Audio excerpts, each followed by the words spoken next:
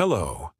In this video, we will take you on a journey to a forgotten civilization, to a faraway land in southern Egypt and northern Sudan, a land that was once the cradle of one of the greatest civilizations of the ancient world, to the land of Nubia, the land of gold, temples to the gods, and pyramids forgotten in the sands of time. In this video, we will together uncover the secret of this civilization. Who were the Nubians? How did they build their kingdoms? And what happened to them? Fasten your seatbelts. The journey into the past has begun. Chapter 1. The Geography of Nubia and Early Beginnings. Before there was Egypt and before borders were drawn, the land of Nubia extended along the Nile River from Aswan to Khartoum. A seemingly barren land, it is rich in bounty, minerals, gold, animals, and arable land. In this place, the oldest human settlements in Africa emerged. Gradually, villages grew, developed into kingdoms, and the civilization of Nubia was born. Chapter 2. The Eternal Kingdoms of Nubia. The First Kingdom, the Kingdom of Kerma, 2500 BC, 1500 BC. In the far north of Sudan, traces of the oldest kingdom in Nubia were found, Kerma. There, its inhabitants built magnificent brick buildings, the most famous of which is the Great Defa, a massive pyramid-like structure considered one of the oldest structures in Africa. Kerma was a commercial and military power and clashed with Pharaoh Thutmose III, who led campaigns against it. The Second Kingdom, the Kingdom of Napata, 800 BC, 300 BC. During the period of Egyptian weakness, Nubia rose again, establishing the Kingdom of Napata, with its capital at Napata, south of Kerma. From there, a Nubian dynasty began to rule Egypt itself. The most famous of the Napatan kings was King Taharka, who ruled Egypt, built temples and palaces, and fought the Assyrians who threatened Egypt. The Third Kingdom, Kingdom of Meroe, 300 BC, 350 AD.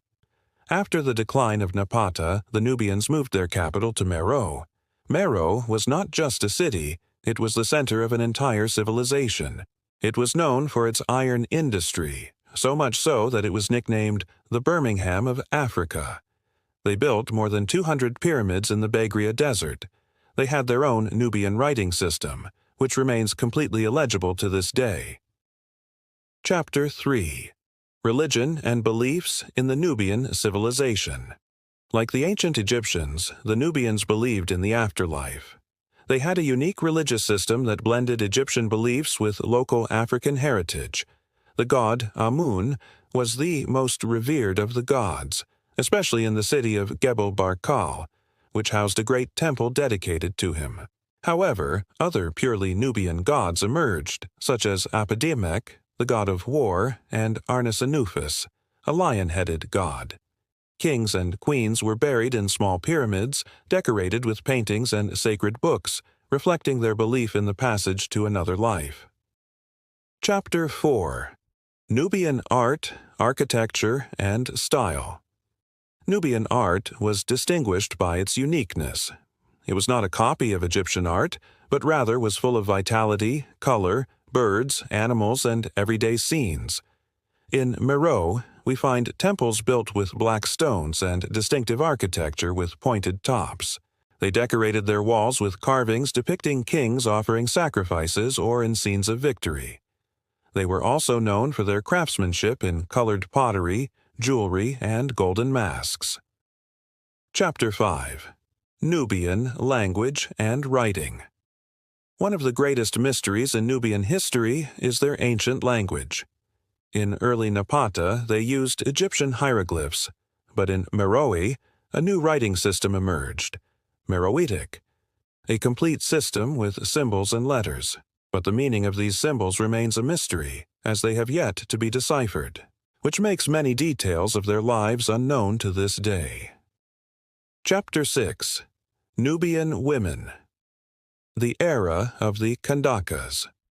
In Nubia, women were not weak. On the contrary, they played a leading and prestigious role. At various stages, ruling queens appeared, called Kandakas. The most famous of them was Amenerines, who led her armies against the Romans, shattered the statue of Emperor Octavian, and sent his head to Meroe to be placed at her feet. These Kandakas were examples of strength, intelligence, and rare female leadership in history. Chapter 7. The End of the Great Kingdoms and Their Enduring Legacy. Nothing lasts. Like every civilization, Nubia's time of decline came. With changing climates, shifting trade routes, and the rise of new powers, Meroe began to lose its influence. At the end of the 4th century AD, the Kingdom of Meroe fell to the Negus of Aksum, and the kingdoms sank into silence for centuries. But Nubia did not die. In Sudan and Egypt, and in villages on both banks of the Nile, descendants of this civilization still preserve their language, heritage, and identity. Modern scholars are rediscovering their history in archaeological sites such as Jebel Barkal, Meroe, and Naga. In the end, the civilization of Nubia is the story of a great nation, hidden beneath the sands but not forgotten. It is the story of all of us, as Africans, as Arabs, and as human beings. Let us rekindle this glory and tell the story anew. If you enjoyed the video, don't forget to like, subscribe, ring the bell, and share it with those you might find useful. See you soon for a new video.